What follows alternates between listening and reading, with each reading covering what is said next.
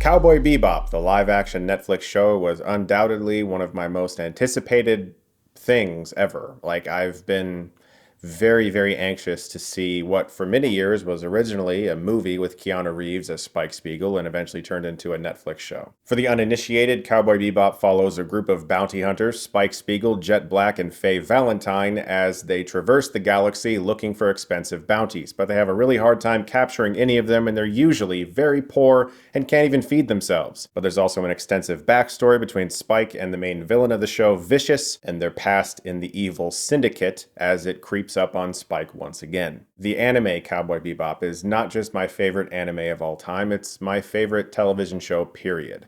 I remember the first time I saw it 20 years ago on Adult Swim, when Adult Swim was showing home movies and C-Lab 2021. I was absolutely riveted and blown away by this show, and I have been a massive fan of it ever since. I would go as far as to say that Cowboy Bebop is in my blood. Literally, I have a tattoo of Spike.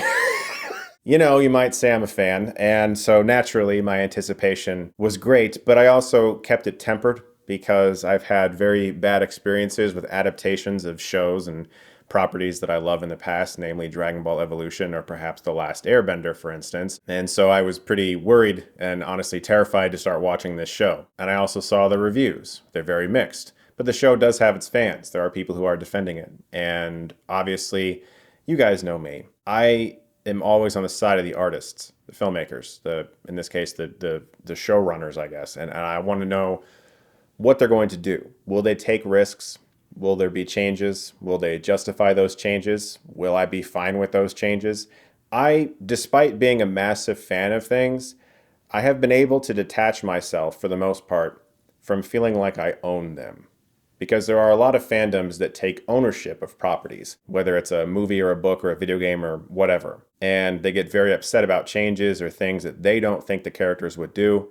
To me, Cowboy Bebop is Shinichiro Watanabe's. He owns it. He created it. This is his thing, not mine. I just love it. So he's a consultant on this show, and I'm willing to see what they're going to do. Now, if I were to just say in a simple sentence how I feel about this show, I liked parts of it, didn't like parts of it, really didn't like a couple things, and actually surprisingly loved a couple things. So I am kind of split. Whenever you cast things where there are such mammoth expectations, there's always people who are going to complain about everything, whether their hair's not right, or their voice isn't right, or they're not tall enough, or old enough, or young enough, or sexy enough, or whatever. It's all bullshit. None of it matters.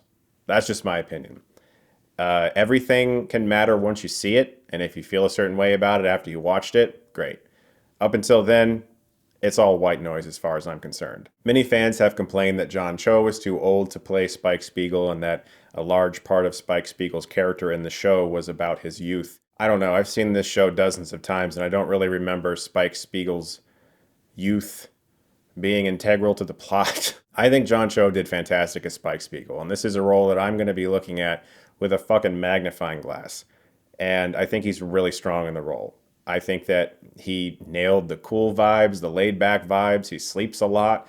To me, Spike Spiegel was never about youth. I don't even know where that came from. Spike Spiegel's entire motto was, whatever happens, happens. And that's, of course, a line uttered in the Netflix show. And he was just a very laid-back character who sort of used that as a front to hide from his tormented past.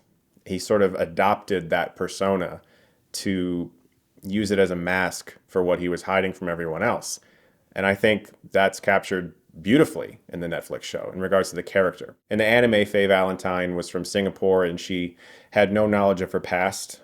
She was woken up from cryosleep and didn't know where she was from, and all she was able to really find was a VHS tape. The identity that she sort of created for herself was someone who is very brash and very rude, but in a sort of likable way. A little bit bumbling, but not in a stupid way. Just kind of klutzy, but she would always get the job done. And I think that Daniella Pineda got all of that right. I liked her quite a bit as Faye. My favorite casting in the show by far, and I certainly apologize if I say her name incorrectly, was Mustafa Shakir as Jet Black. I think he was perfect.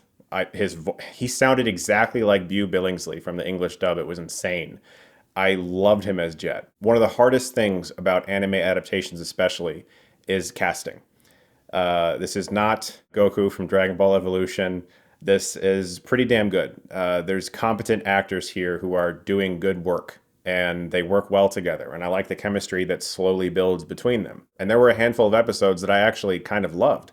There were some that I didn't, and some that were a little boring, and backstories that kind of go back and forth that didn't really mesh with the rest of what was going on. Like, you would have a lot of backstory and then a lot of present story, and sometimes it doesn't really fit together. But I loved the episode that explored Jet's past.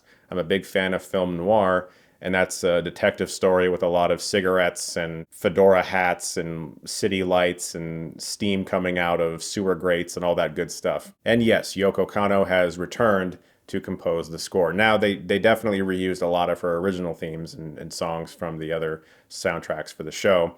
And sometimes it was just kind of noticeable because it's my favorite soundtrack of all time, the Cowboy Bebop show.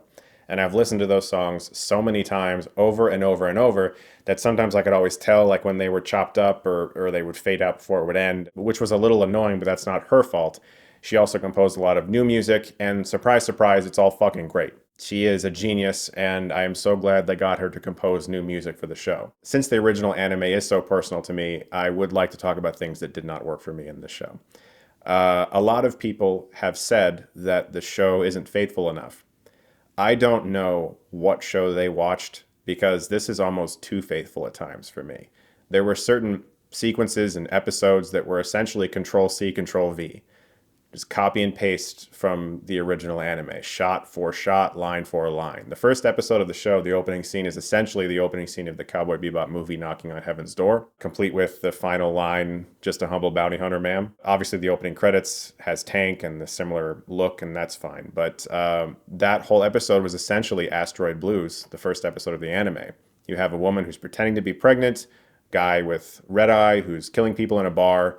She really has the red eye in her stomach. Spike meets her. They talk about how he's from Mars. And it was just so much of the same that I felt like I was essentially watching a shot-for-shot recreation of Asteroid Blues. Apparently that's what fans wanted, but not this fan. I wanted the characters, the feel, the vibe, some callbacks, but mostly new stuff. I would say at times the show just copied off of the anime far too much, especially with the first and the last episode.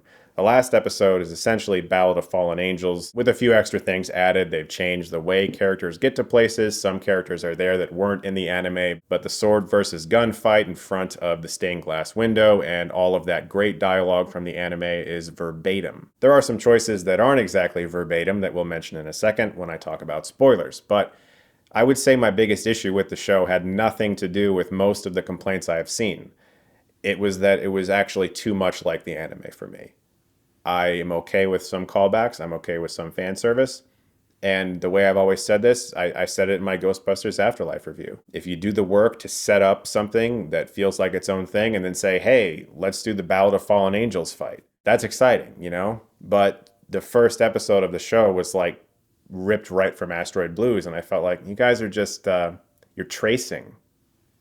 You're just tracing over Shinichiro Watanabe's work. Something else about the show that bugged me was Vicious. Not so much the actor, but the way they treated the character. In the anime, Vicious was fucking horrifying. Like, when Faye meets him at the opera, she's like terrified, and she has no idea who this guy is. He's just so fucking scary because they limit his appearances.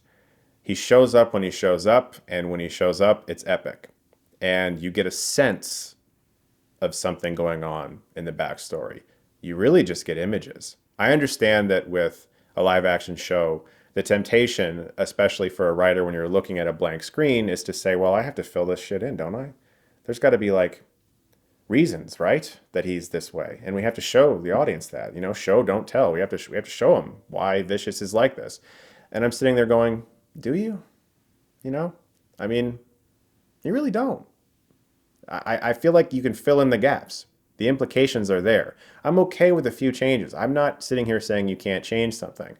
I'm not screaming. I'm not fanboying. I'm just saying that Vicious in the Netflix show seemed kind of like a whiny boy. He just wanted a lot of power, and he had a father that didn't treat him well, and it didn't work for me. It just felt like every time his scenes came along, even though the actor is really all in, on this character. Every time his scenes came along, it just kind of dragged down the plot. And there'd be some episodes like the Parole Fu episode, the clown episode, which is one of the best of the anime, where Spike is fighting this crazed maniac at an amusement park, and then all of a sudden you go back to Vicious and he's plotting this thing to overthrow the syndicate. And it just felt like a different thing was happening on the other side. And then here's Spike fighting a clown. It didn't always tie together because they were taking so many things from the anime and trying to present it in an authentic way. And in some ways they really did. Like, overall, I found myself mostly okay with the show. I'm mixed on it, but like, it was not like I was hate watching it. I accepted certain things after a while, and I would like to see them make a season 2 with some changes. I understand they want to do the Cowboy Bebop movie plotline. So I'd like to talk about some spoilers now. So if you have not yet seen the Netflix show, that's your warning. Certain things have been changed. Jet has a daughter now. I didn't hate it. It was fine. It gave Jet a little more humanity. It's fine. It didn't bother me. The biggest change really is just so much more screen time for Vicious and Julia. Julia is in this quite a bit. She is now with Vicious, and Vicious is obviously abusive to her, and she's sort of trapped with him. And you see her trying to scheme and get her way out of this relationship. She doesn't know that Spike is still alive, who the Syndicate referred to as Fearless. Spike's name in the Syndicate was Fearless, and he changed it to Spike Spiegel. The only reason that I can assume they might have done this is because they're addressing why Vicious has the most hilarious name. Like, maybe they just named everyone in the Syndicate with really fear-inspiring adjectives. You got Vicious and Fearless. Oh, hey, there's Brutal. Oh, look, Ferocious just walked in the room. Oh, hi, Savage, how you doing? And of course, the biggest change with Julia is in the last episode, which has divided a lot of fans, and I didn't love it either. The Ballad of Fallen Angels fight pretty much happens the same way it does, except Vicious and Spike don't end up brutally hurting each other, and then Spike falls through a window. Julia actually comes out of the shadows and shoots Vicious. Now, I was okay with that, because you have 10 episodes of buildup of him being abusive to her, and it's sort of like her taking her revenge. Totally fine with that. What I didn't like was what happened next. She suddenly wanted to be like the head of the Syndicate, and she wanted to take the throne. And Spike was like, that's not my idea of life anymore. So she actually shoots Spike because she's like, you were alive this whole time and you could have rescued me from this asshole. I get that level of anger. I don't understand her wanting to take the throne. That's a very strange development. Now, I am not saying that I would be against that as a character choice in a show. As you know, I am very okay with writers taking risks with huge IP that I love. What I'm saying is they didn't set that up. It just kind of happened. There was, from what I can recall, no buildup of any kind with Julia wanting to take over the Syndicate throughout the Netflix show. If they had, from episode 1, planted the seeds of her being power hungry in that way, then it would have worked for me. But they didn't. It was just like, hey, you thought Vicious was going to blow up Spike through the window just like in the show, and now it didn't. It just felt like a reversal just for the sake of the fact that they don't want their season finale to end exactly like the anime does. They have to have something new. And what they chose, it didn't work for me. Now I want to talk about one more specific thing when it comes to Cowboy Bebop, and that is the fandom. Whenever a fandom is pretty much united in believing something is great, it's awesome. It's just great. When everybody likes it and there's no infighting, it's bliss. Everyone likes Cowboy Bebop, the show and the movie. All the fans like both of them. It's been blissful. Now that there's a new thing that not everybody likes, it's not nice anymore. It's becoming toxic, and I hate it. The way people are talking about it, in one specific aspect, actually bothered me a little bit. And that is with the appearance of Ed in the final, 40 seconds of the last episode. Ed being the computer hacker from the show who's incredibly insane and weird and loopy and awesome and lovable and great. Fei-Fei! Smoke, smoke, Fei-Fei! Puff, puff, Fei-Fei! Lunkhead, lunkhead, lunkhead! I had no idea how they would ever try to pull off that character in live action because I just don't know if she would translate well to live action. So here we have Ed in the final 40 or so seconds, played by an actor named Eden Perkins. According to IMDb, this is their very first role ever. There's a video of them talking about how excited they are, and they're just ecstatic to be a part of this, and they fucking love Cowboy Bebop and Ed, and this person's, I believe, probably not an adult, and so I'm really hating the way I'm seeing people talk about them. I think this is very damaging. I think this person is probably reading a lot of the things that people are saying and hearing that, and I don't believe that that's healthy. You saw Ed for 40 seconds.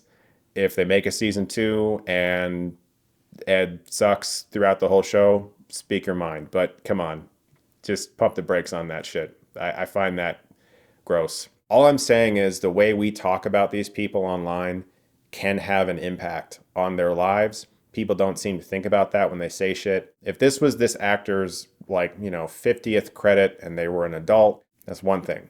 This is different, man. I'll get off my soapbox now because I've certainly screamed and cried about anime adaptations before and burnt Dragon Ball Evolution merchandise on camera, so I'm not saying that I'm some saint. All I'm saying is that,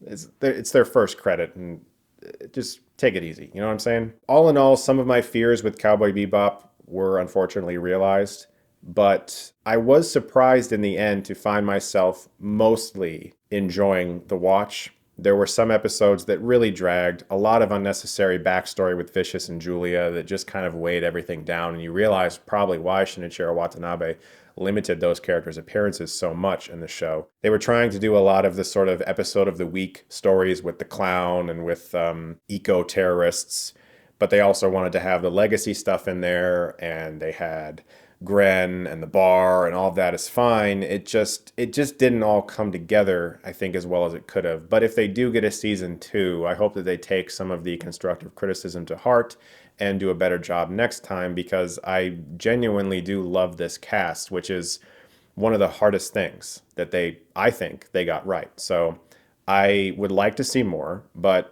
gratefully, the way I went into this was like, just please don't be Dragon Ball Evolution. Please don't be The Last Airbender. You know what I mean? And it wasn't. It wasn't at all. And if you actually do think it is, I would actually challenge you to go watch Dragon Ball Evolution from beginning to end. Actually sit down and watch all 85 minutes or whatever it is. I think it's on Amazon Prime right now. I'm serious. Like, actually go sit down and watch that movie from beginning to end and tell me that that is not the worst piece of shit you've ever seen. Goku,